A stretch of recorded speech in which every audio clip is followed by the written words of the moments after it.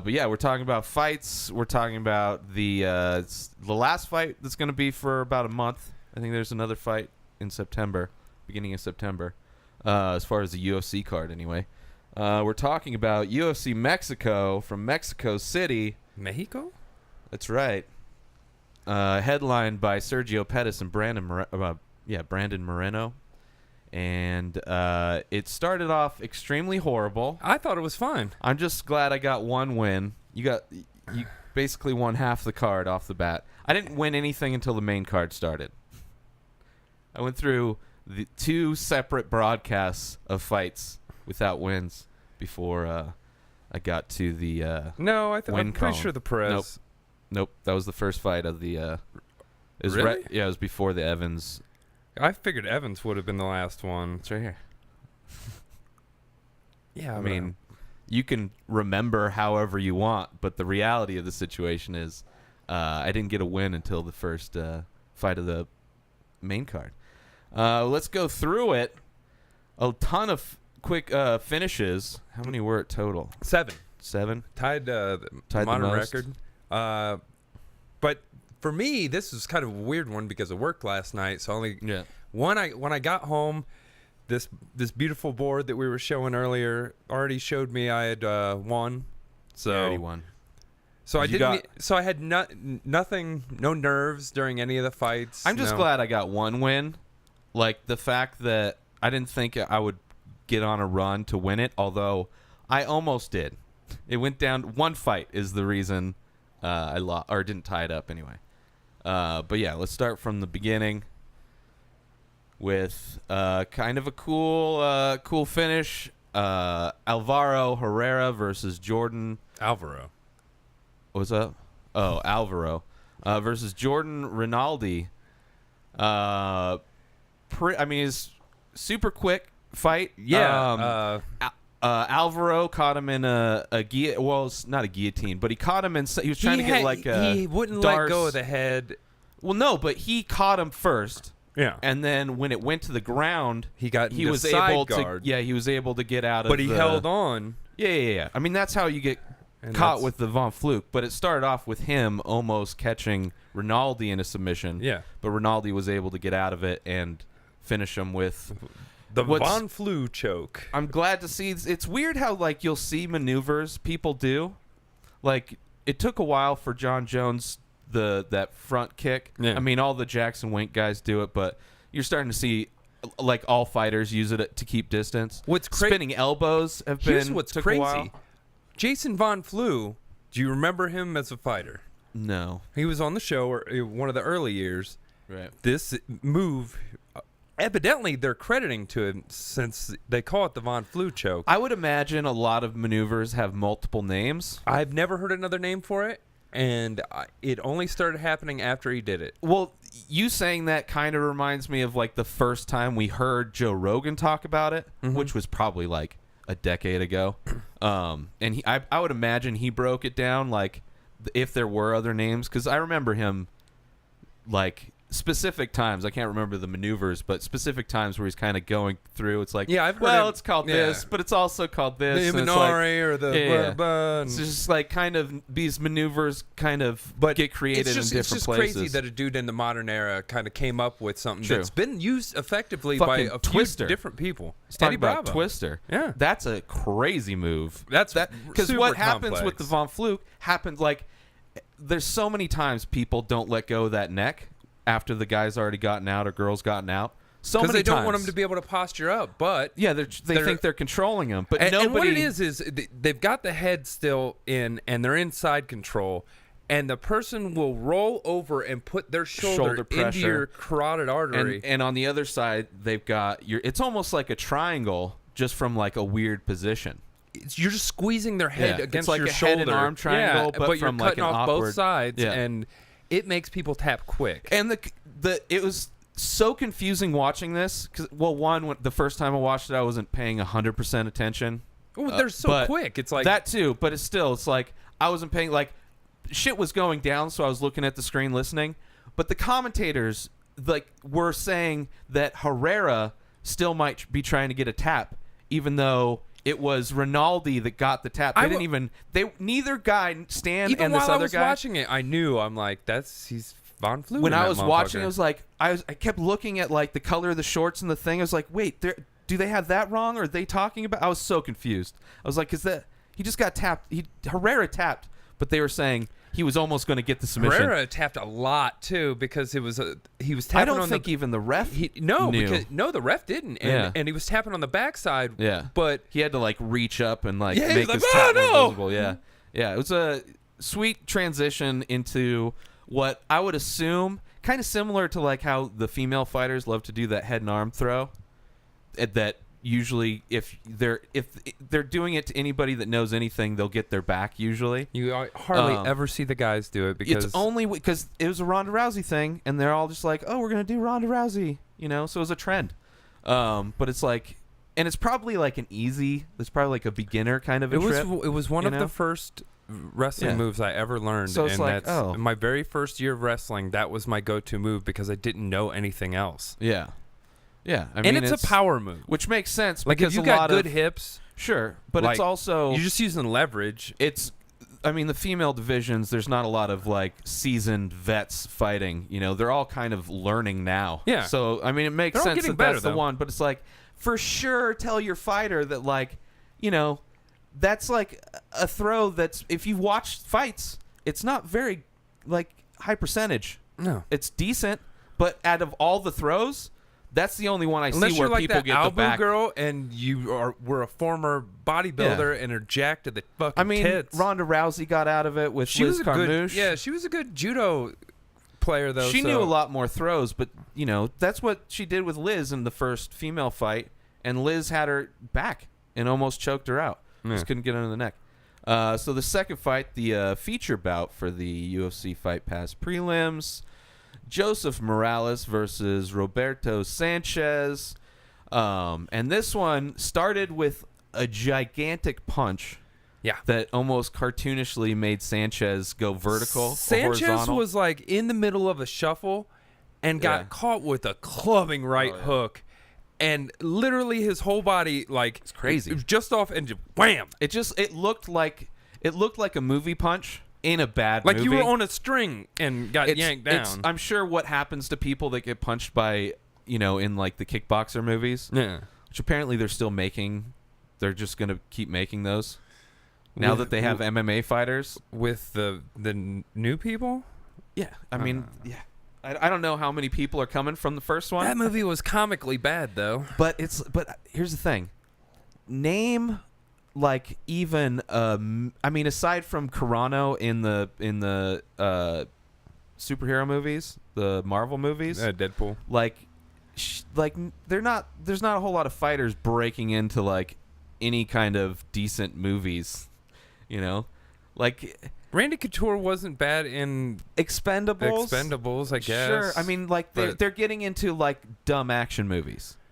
Or a cameo in Entourage or something. I don't think any of these guys are going on to be Oscar award-winning actors. The way it's weird to listen to the fighters just kind of talk about the fact they're doing movies. It's like they're movie stars. It's like, nah, you're not like Michael Jordan. You're in Space a movie. Jam. It's like they don't have. You're not a movie star. The you're closest just in the movie. Would be the one Kevin James movie. That was kind of. I mean, but again, they're playing fighters in a comedy, so it's just interesting. It's interesting. And it's like the people that cover the sport, like the media guys, they are so like, oh, it's amazing. They're movie stars. Like they're transitioning and all the shit. It's like they're like, please stay in your thing where you can be epic, especially like good fighters. Yeah. Anyway. Back to this fight. But talking about movie punches that you would see in those movies, so Sanchez got hurt, and Morales basically followed him to the ground and was able to get the back. He got the back. And then was able to sink in. And then was working, finally. like he worked for the choke for about a minute and a half or something, and just sunk it in. Which happens a lot. I would imagine, like when we're making picks and we see percent submission, percent knockout, I would imagine a lot of fighters get submissions off of a hit.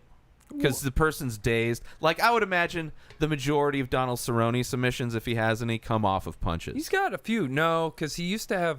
He was great from his guard, like throwing triangles. And still, shit. it's like you see a lot of submissions come when the dude's hurt. I agree. In the scramble, See, more so than an offensive, like a Damian Maier, Yaya, or something like that, where they're not working off of a strike. But yeah, so Sanchez.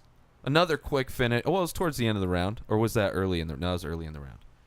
I always forget. Like, the 103, is that how much time was left? How much time was left? So, okay, so it was towards the end of the round. Towards the end of the round. Yeah, because it couldn't be 103. He's got 2 minutes of yeah, he was on top for the first while. Because they were saying, oh, look, he's got a good base, and then homeboy got up. And he wasn't really able to do no, he didn't do a whole lot much with it. But, I mean, he was trying. He was working. Sure. And then Morales just... I mean, that punch is what started it all off. That punch is comically funny. It's, yeah. I mean, that's why it would be in those shitty movies. Like, there's probably literally that scene in every Expendables. Yeah. We got back. So, yeah, good win. So... They gave Morales performance of the night. Yeah, there's 4 performances of the night, no fight of the night. For me, watching it, 2 quick finishes, both my guy. Not good at all. At least this next fight goes to a decision, I think. Yeah. So moving on to the FS1 prelims, starting off with Jose Quinones versus Diego Rivas. And this one, I had Rivas. I mean, it's pretty easy for me to I could just guess. I have all the losers in the first half until we get to the main card. But yeah, this one was a decision. Pretty dominant. Quinones just whooped that ass. Yeah. I mean, Rivas... It wasn't enough to get any 10-8s. Had a strong punch. Yeah. Like, you could tell... You could tell the few times he actually hit him. He hit him hard. But, I mean, 29 total strikes. It was very... Yeah, he was just tentative. He'd been hurt. He hadn't been in the ring for Quinones played a good game. He stayed active on the outside. Good combinations. Was able to get, nice leg kicks. Control the... I don't know if that was on the cage or if there was any takedowns, but he was able to control super timid the whole time. He just wasn't able to do anything. He wasn't able to, he looked like... He only threw 78 punches. Yeah. And other homeboy landed 70. Yeah. So definitely one-sided, but at the same time, it wasn't like a super dominant as far as Quinones damage. Never really beat the shit out of him. He didn't get any 10-8s. He was piecing him up. Yeah, for sure. He definitely won it, but he busted him could open. Have done more. Yeah, sure. Because considering how little Rivas was doing, So that's our first fight of the night that has not ended in the first round. Yeah. Which all the finishes are first round, I think, right? Yep. It's either first round or decision, yeah. Henry Briones versus Ronnie Yaya. And this was... Ronnie, don't call me honey. Basically what you would see Damian Maia do to people other than Woodley. But it was horrible. Literally super outside shot. Like, the shot he had was so bad. Briones was just up on the cage, so he was able to, finish it. But it was, from far out. Like, he got his hands on him stretched out, and he was able to get his way and get on his back. And this was a kind of a gimme fight for him, considering Briones not the best record, and it's a total stand-up guy. Yeah. And Yaya, they're like, hey, go strangle this guy. He's like, okay, cool. Yeah. For sure. But Yaya loses. He's lost fights, too. I mean, this was a super impressive fight of his. And one of the best at the end, the in-ring interview, post-fight, something that hopefully will become a trend. It would be smart for fighters to do. He's like, if you guys want to follow me on Instagram, I'm going to go back in the locker room and show everybody how I got the finish. He's like, fuck yeah, pump your fucking social media. Nobody does that. It's not a sponsor.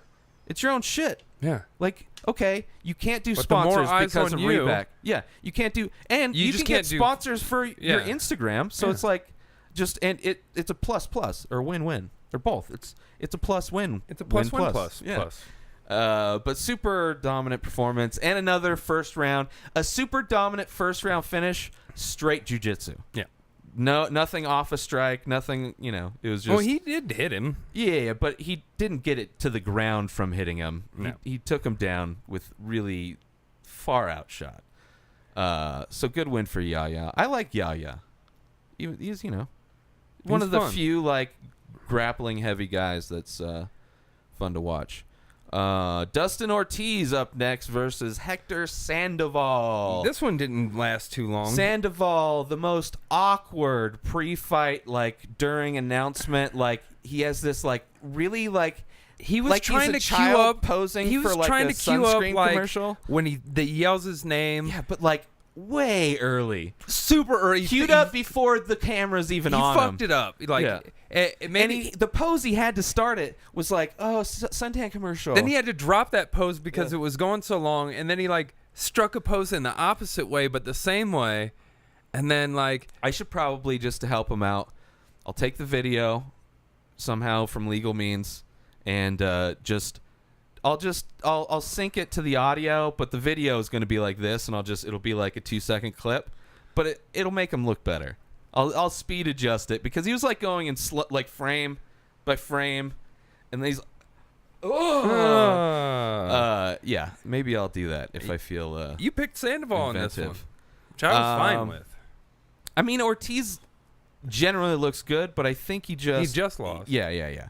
Against no slouch or whatever, but I mean he came out and I think he caught Sandoval. Well, he caught a strike, like a pretty hard punch right before it. Yeah, and then he hit Sandoval. That's the thing. It's like all of these fights are like 2 exchanges, and then the last one. Yeah, it's insane. But when he hit Sandoval, like time stopped for Sandoval for a second, and then when he tried to regain his step, like he rolled his ankle.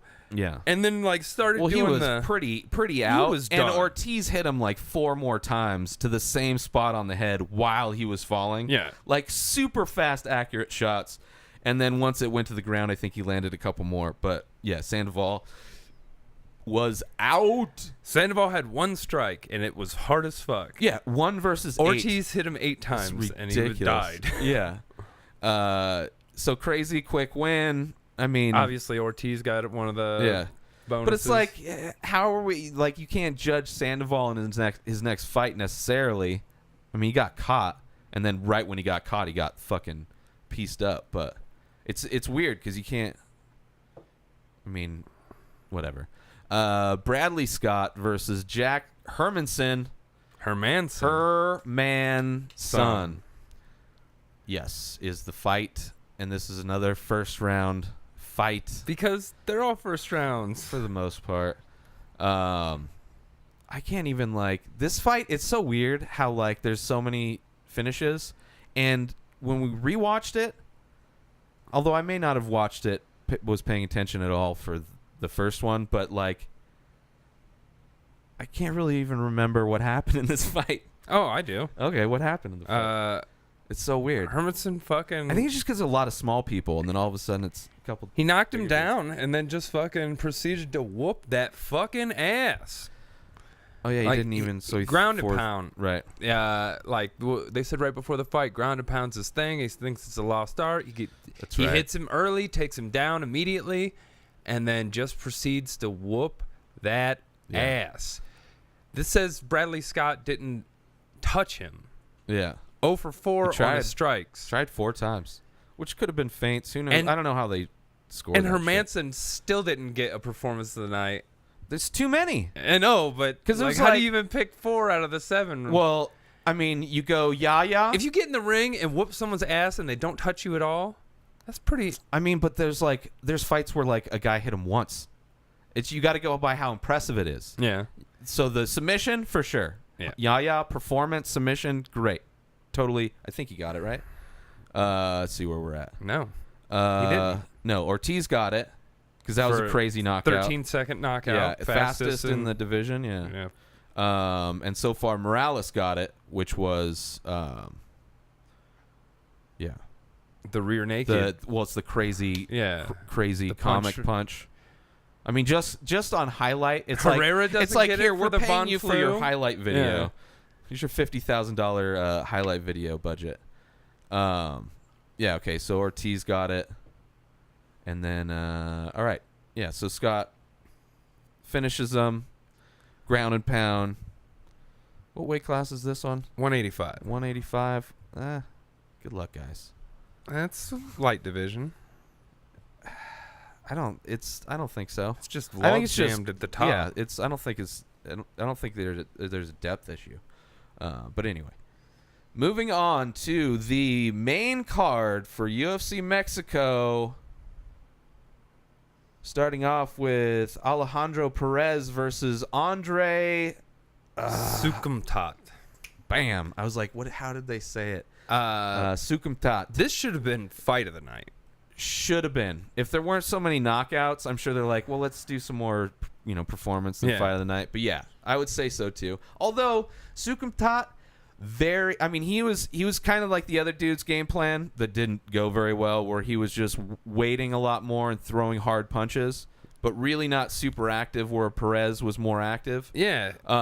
Although way closer fight than that fight. This one to me, I thought could have went either way. Like, and if I would have been watching it live, I would have obviously thought my dude won because he knocked him down 3 times. He did, off of jabs. I think one of those 3 jabs actually hurt him versus like he was off position. Like you see the replay, 2 of them he's like changing. His foot's like in midair. He's like stepping and he in, hit. and he. Yeah, which were, they did knock him down technically. But those are legit knockdowns. As far as damage, they weren't like he got his face knocked was down. Busted up from it. But he didn't get knocked down because he was rocked. He got knocked down because he came in off.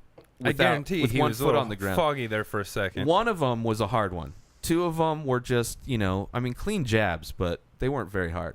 However, there was other things that happened in those rounds where I thought Perez won the first, close, and then for sure won the third.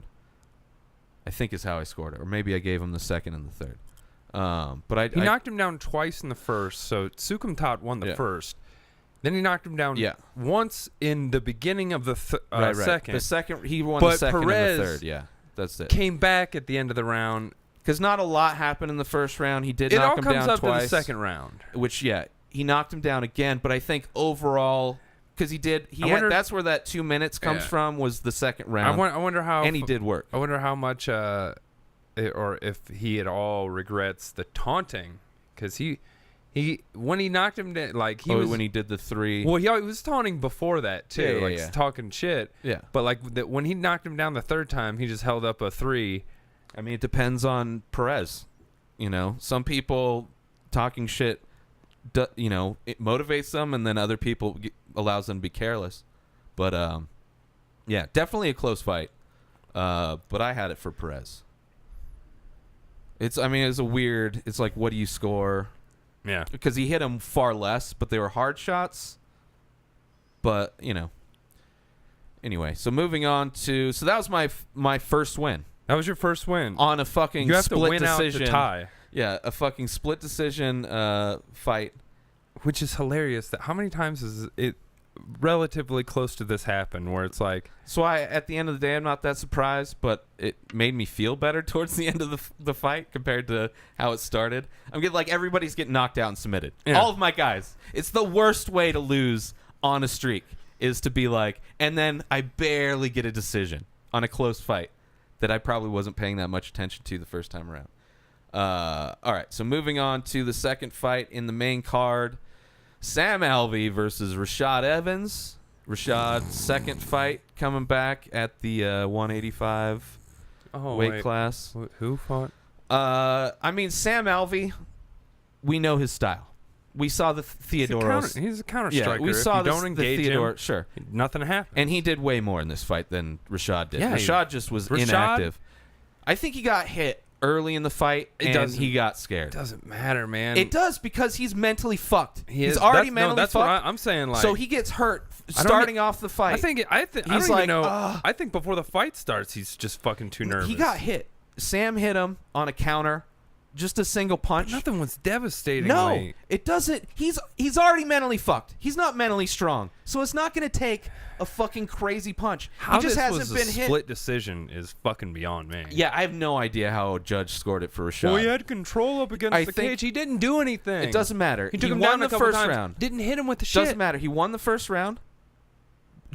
a boring strategy trying to get a takedown, but Alvey wasn't able to do much. But at least he had. I mean, it was like fucking boring. The only thing that happened was Alvey not being able to do anything because he's constantly fighting to get not taken down. And then second and third round is all Sam Alvey. Clearly, this was like there's no. Please retire. There's no way Rashad. Yeah, I liked watching you fight before. I was not a fan of you personally. I loved watching him lose. Well, that's fine, but I mean, like the head I kick have of more Sean compassion Salmon, for him now. The knockout of Chuck Liddell. Okay, yeah, it's not like he fought Chuck with a good chin. That was like, but that was just the beginning of Chuck's crumble. I don't know. I mean, it was right at that time of the turn, right at, for sure. Like right after Rampage knocked him out. Yeah, but Rashad's been fucking crumpled too. Lyoto put him to sleep.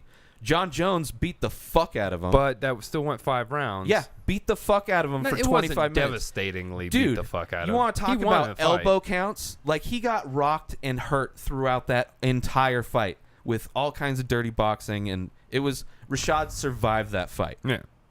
And got, beat the fuck up.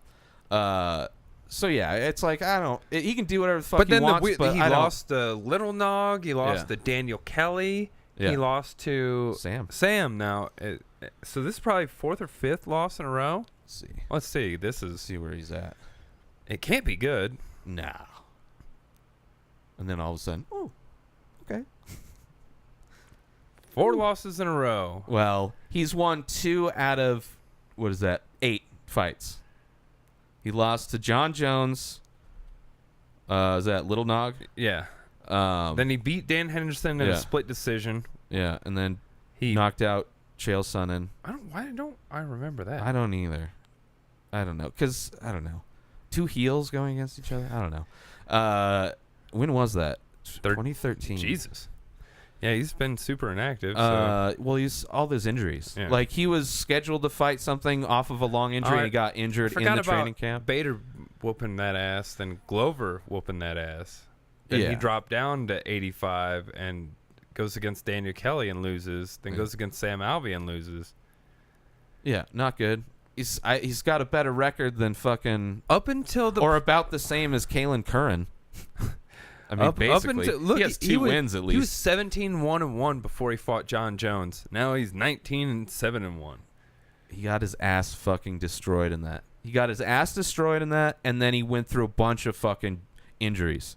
That, like, he had like some long layoff with a knee injury, and right as he's preparing for a fight, I don't even remember who it was for, he gets injured again, has to pull out, and he's out for like another 2 years. Last year, this is the first year he's had multiple fights in a year since 2013. Yeah. 2013, he had 3 fights in that year, and then this year he's had 2.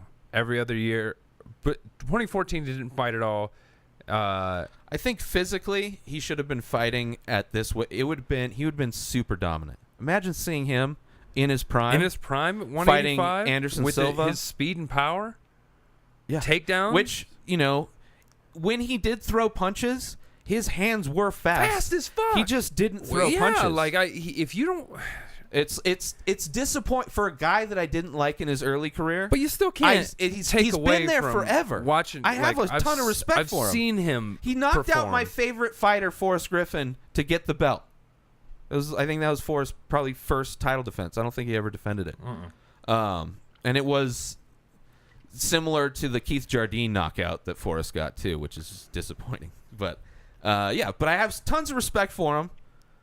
Like, you get to know these people kind of, especially over time. I mean, shit, I watched him on the show. Yeah. So, like, and he was a douche on the show. Super, like, he would always dance around. Remember and Matt Hughes got so pissed at him? Yeah, because he was a showboat. And Matt Hughes was like, no nonsense. What does Matt Hughes want a showboat around? He's a farm worker. He's like, he's in a coma. Anybody that dances while they're on a farm doing work is not doing enough work. We need to feed these animals. Like, I saw Footloose, and Kevin Bacon should have been fucking ashamed of himself. Mm-hmm. You don't dance in rural Indiana? The fuck is wrong? You want to dance, faggot? Go somewhere else. I thought he would use a different slur, considering the tone of... It's Matt Hughes. He would definitely go there. No, I know. I would just think he'd use big words. Oh. That's what I was thinking you might. I'm not thinking you would say it, but I was thinking that Christina Pazynski would say it. She would. But yeah, so I don't want to see Rashad because it doesn't seem like he like, I agree with people's assessment that he's mentally like fucked. Yeah, I mean, there's something wrong because he's it's not so timid. He's not. His body's not failing him. It wasn't that he didn't get. He didn't get like knocked out. So his chin's he didn't like even not really get gone. stumbled at any point. I just think he's scared to get knocked out. I think he's fucking terrified to get knocked out again. He didn't even engage enough to do his regular paw thing a bunch. Yeah. Like he just stayed back unless he went in for a shot. Which how many takedowns did he get? I mean, he had good 2? head movement.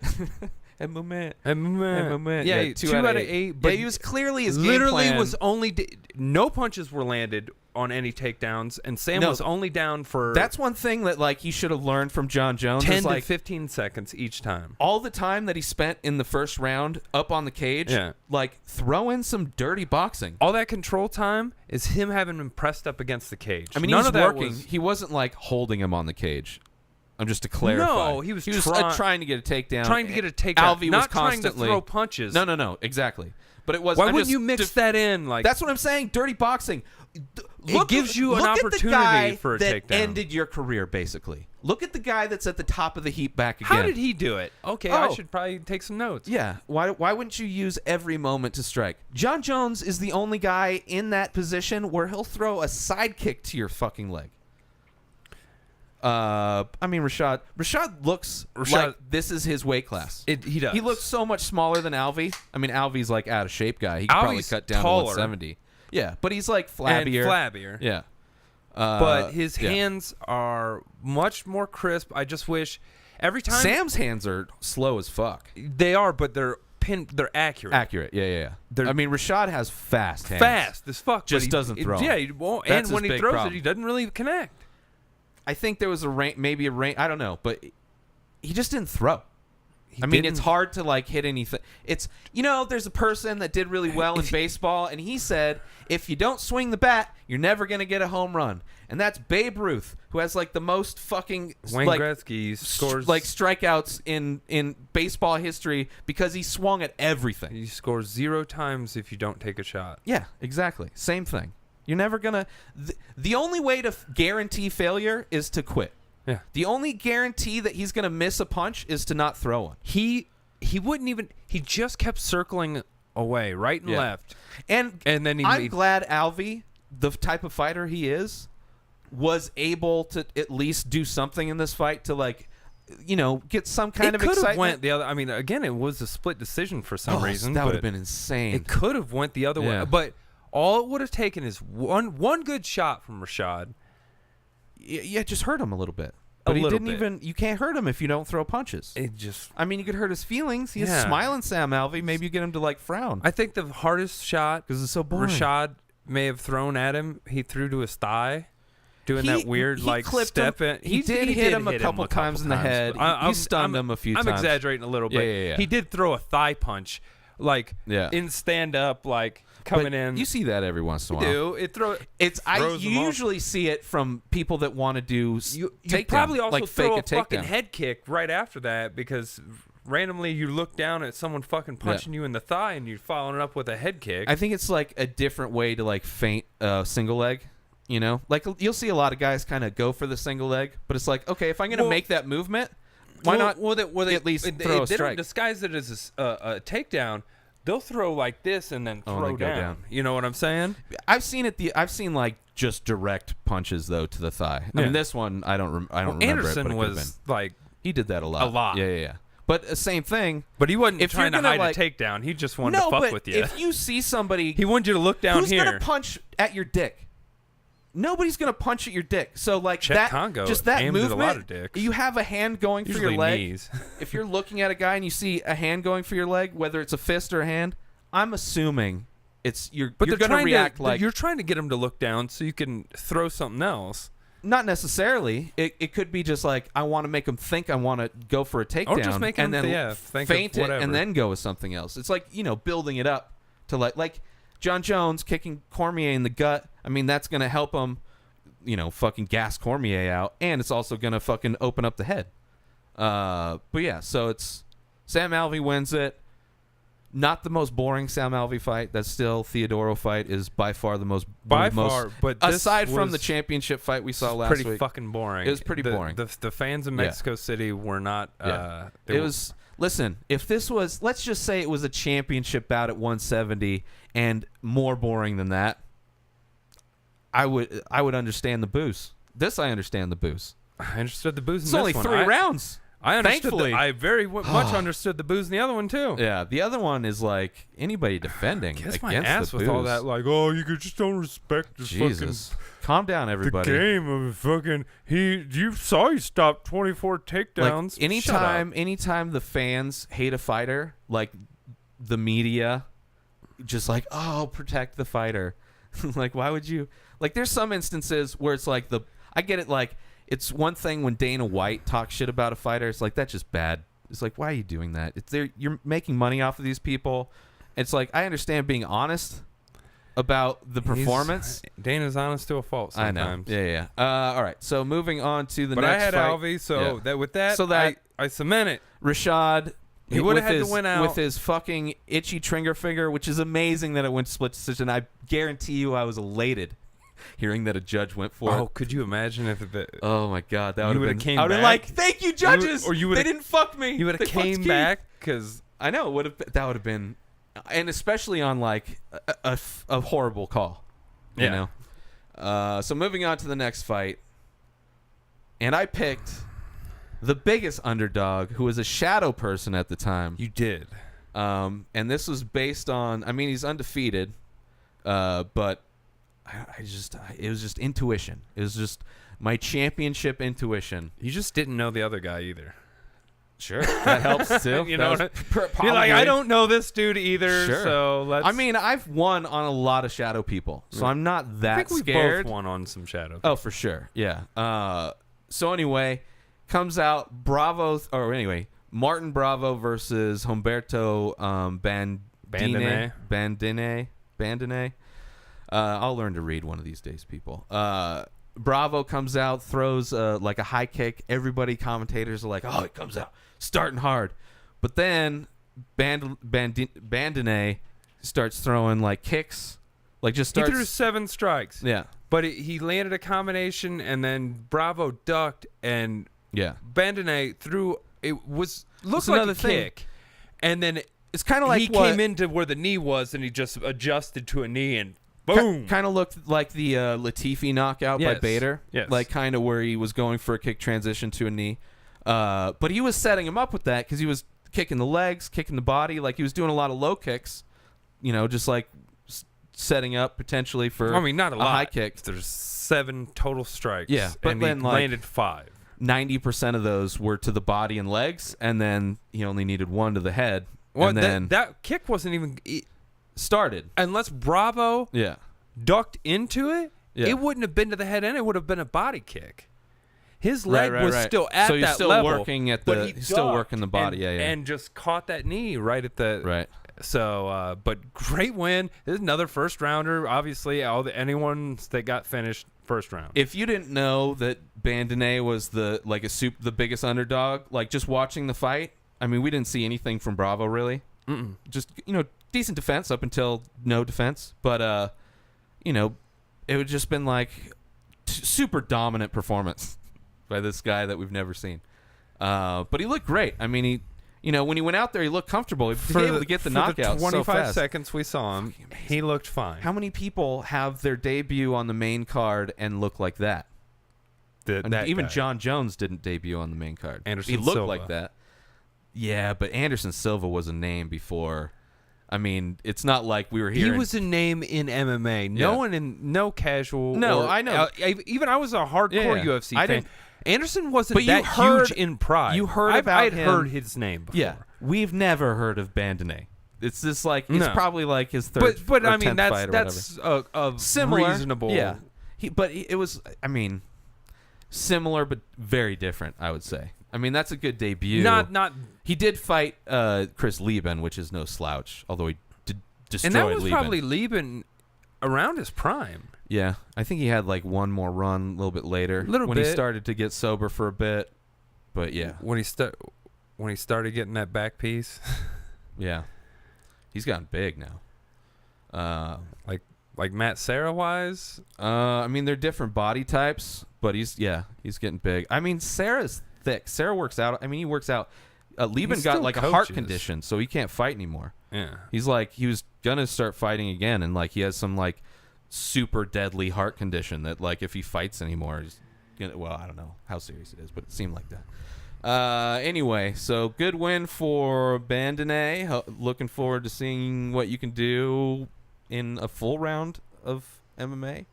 Now this one surprised me. I picked Joban in this one. I would have gone with Alan Joban. Joban versus Nico Price. Yep. And Nico has not lost yet. And Really? I've been impressed. Yeah, at all. And I've been impressed with him, like because he was a late replacement in his first fight, and he ended up winning. And then he's just been on a run since. I don't think he's fought. He's not fighting that consistently. Oh, he had a no contest with Moreno. It was overturned. It was overturned to a no contest?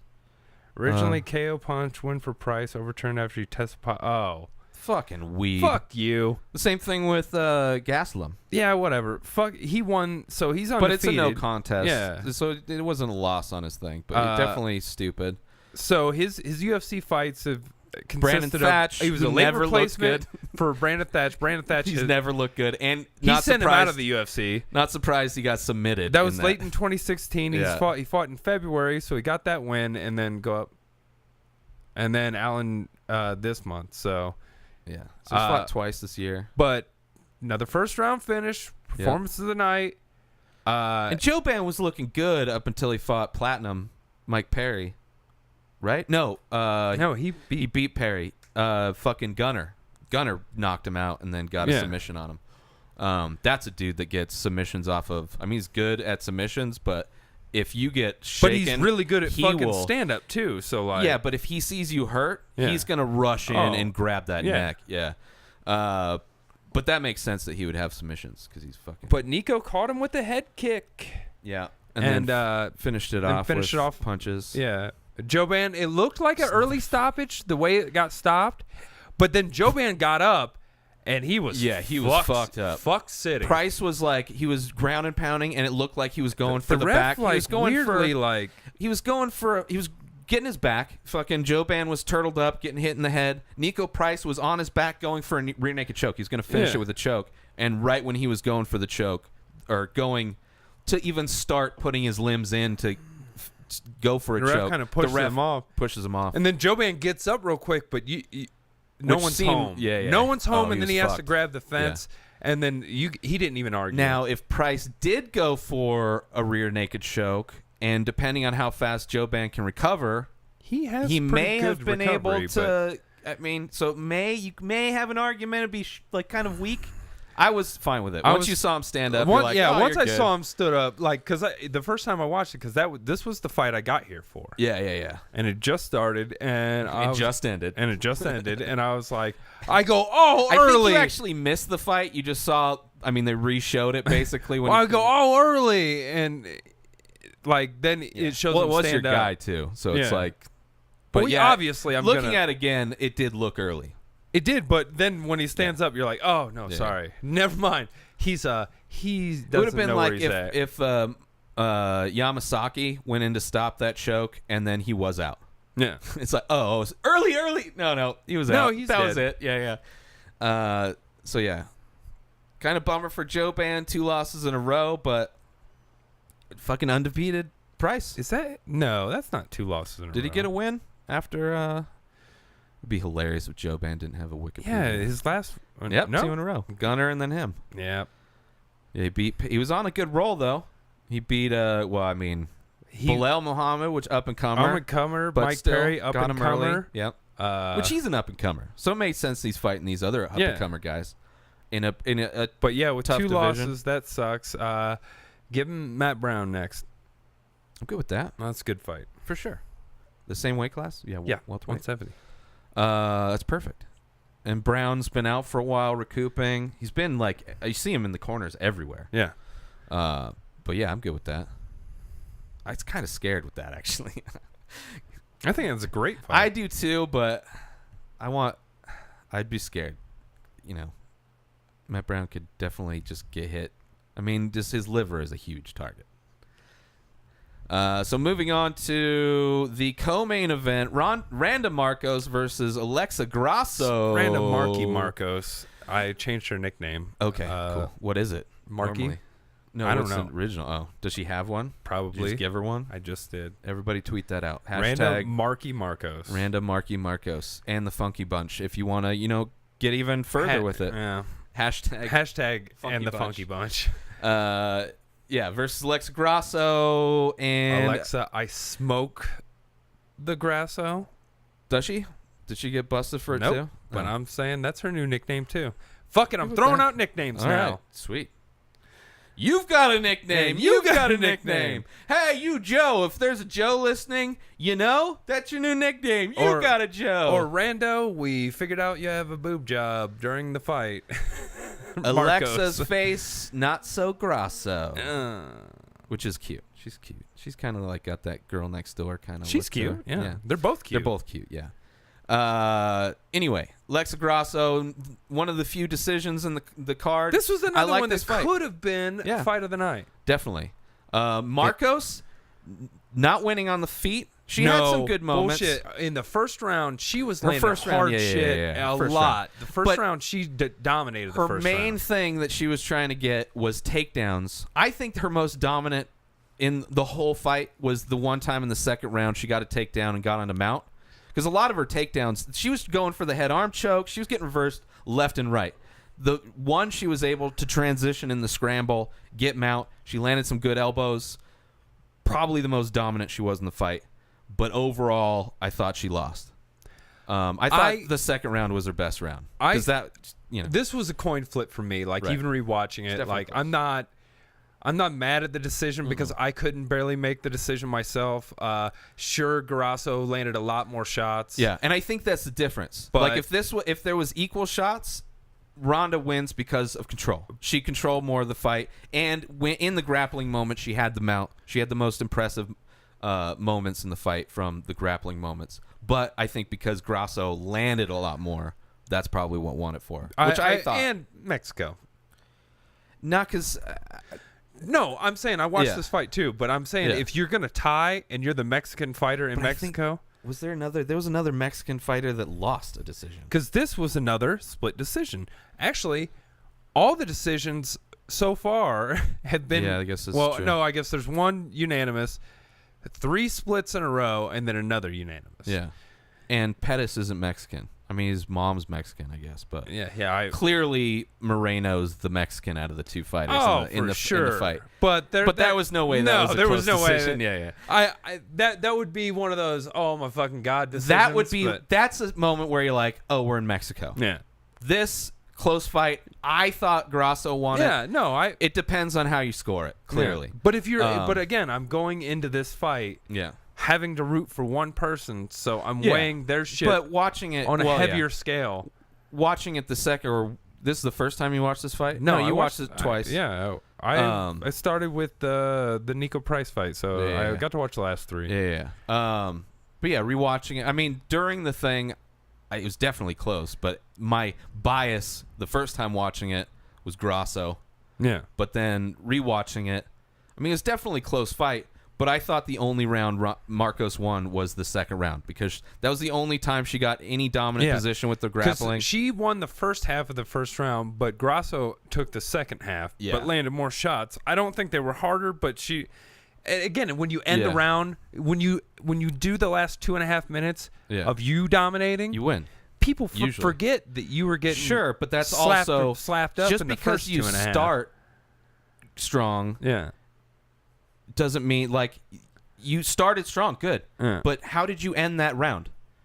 Exactly. It'd just be like it'd be like somebody coming out and getting a 10-8 round the first round, and then the next 2 rounds they lose. It's like, okay, you started out great, you get that round. But I'm saying that's also like saying one round is more important than the other. You're saying the last half of the round is more important. You have to judge it in a round format. We don't get the full fight. But I'm saying And I'm not saying anything just wrong like, with it. It's the human. You know what's how worse? the human brain. No, you know what's shit. worse? You fucking see someone winning at the end. I have no problem with you turn the round and you break it in half and you win the second half versus people that win because they get a late takedown and do nothing with it. I agree with that.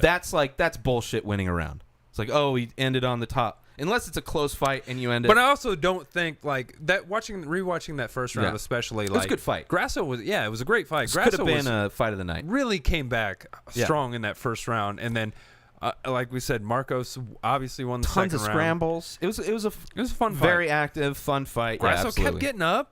I was surprised. Grasso looked, her striking. Both of these chicks. For Marcos' the female, striking is getting way better. Where Grasso's coming in as a striker, but her takedown defense and grappling is getting better because she was getting up. Yeah. She was. It was a great fight. Both of them.